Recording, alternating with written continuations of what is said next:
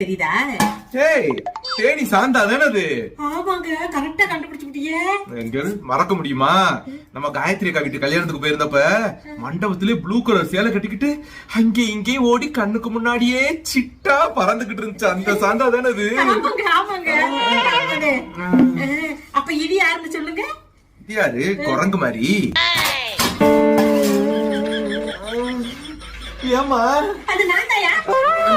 இது இல்ல, நேர்ல சிட்டு மாதிரி அழகா இருக்கியா?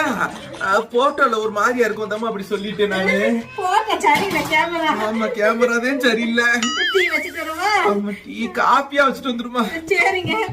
போன சரியில்லைன்னு சிட்டு மாதிரி இருக்கேன்னு.